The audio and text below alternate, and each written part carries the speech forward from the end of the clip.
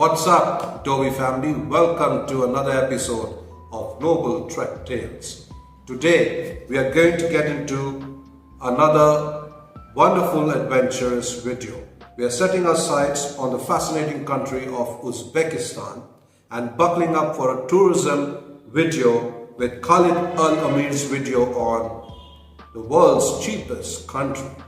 So he calls it. It is his first day in Uzbekistan. So let's dive into it.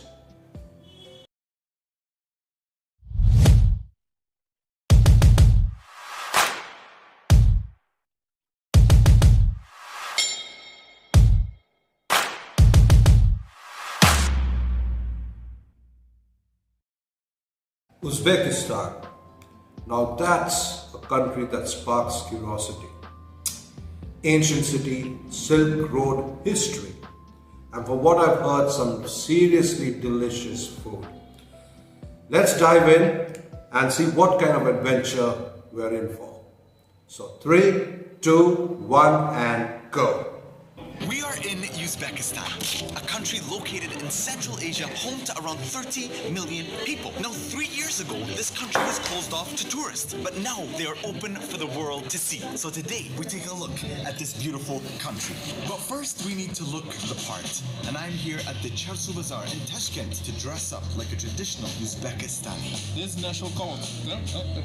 Oh, Class A service. Oh, I could wear this, man. So in terms of the temperature, it's about 15 degrees right now. So this, what it feels like, is a combination of a jacket and a blanket rolled into one. Oh, it's a pillow. Quite colorful. We're getting a national Dovii. Which one? Green or blue? Blue, right? Oh.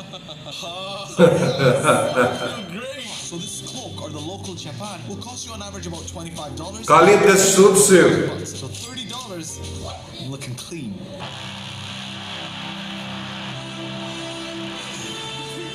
As they say, if you want to really explore a city, you have to go to its bazaar, the market. So the heart and soul of Tashkent is a Charsu, so we're about to explore it. Now that we're dressed to impress, it's important to feel energized. We have very big bazaars over here too. Grab a little something to eat. So my favorite food in the world is bread. And we're going to a place called Bread Paradise at the Charsu market.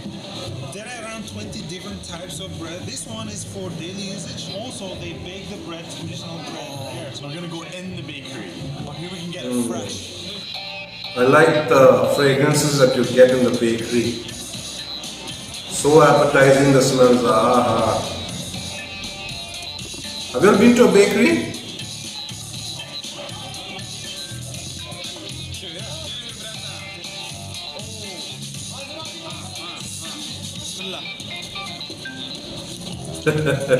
As I was eating, the guy told me, hey, do you want to make one? And I'm like, hey. Why not? Do you want to make one? Why not?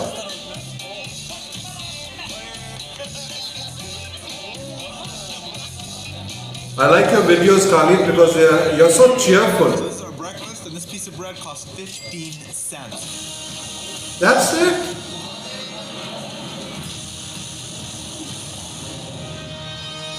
This is a different version of naan. This is the naan with the sheep fat. More aromatic. Okay. I'll talk about sheep fat in the end of my video. Why, of all the parts, why the sheep buttocks in the bread? She's saying it's like a natural. We don't use Sheep buttocks. margarine. We don't use. Also, these are like a fat. Yeah, it's like a buttery type thing. Oh! And this bread can apparently last for months if it's taken care of properly. Seriously?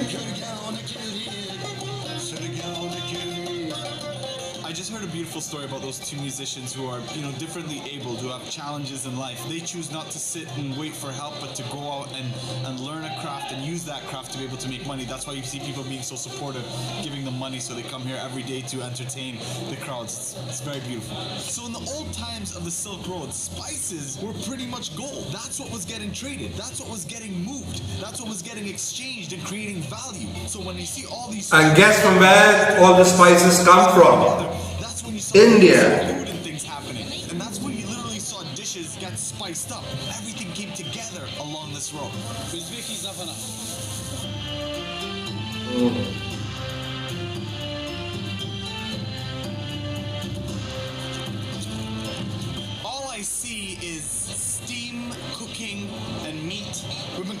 Irish family. Kebab.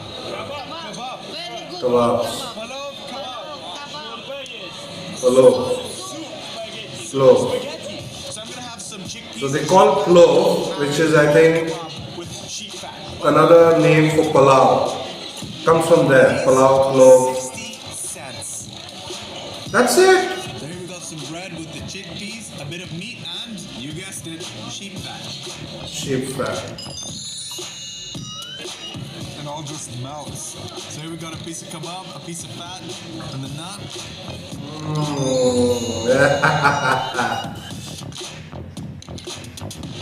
Speaks to you. Oh my goodness. Nothing like a good meal. We are now at the Hast Imam Memorial Complex in the heart of Tashkent that has just been named one of the centers of Islamic civilization. And Islam There's one thing that caught my attention. This place is so clean, places like this bring Islam to the forefront of pushing humanity. unlike the other impoverished states. Cost to come visit this Uzbekistan place is is clean. absolutely free of charge. So when we were given a list of places that we need to visit when we're here in Tashkent, one of the places was the metro, which kind of caught me off guard because it's like just a metro, right? But this is no regular metro. So a ticket to ride on the metro here, 13 cents. As soon as you walk in, there's just this bright blue of all the domes that you see, and then all this architecture on the side of where the metro passes. A lot of our neighbors need to learn from Uzbekistan. 3 years ago, Cleanliness. we were allowed to film in Talk about Pakistan, Afghanistan, Iran, people to come and document their experience here. It's Burma, Beautiful that's place. Myanmar. So they decided better to open up a public, so now we can enjoy it.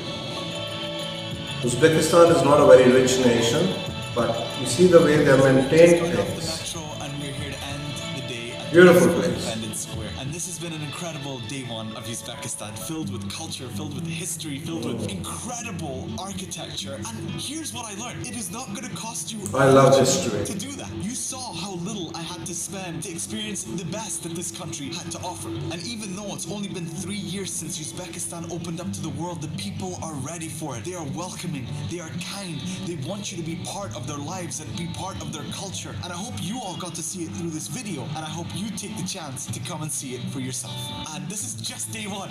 This is just day one in Uzbekistan. There is so much more to come. So if you enjoyed this video, please give it a thumbs up, please like the page, and stay tuned for more because we're exploring the beauty of the Silk Road through Uzbekistan. Much love, God bless.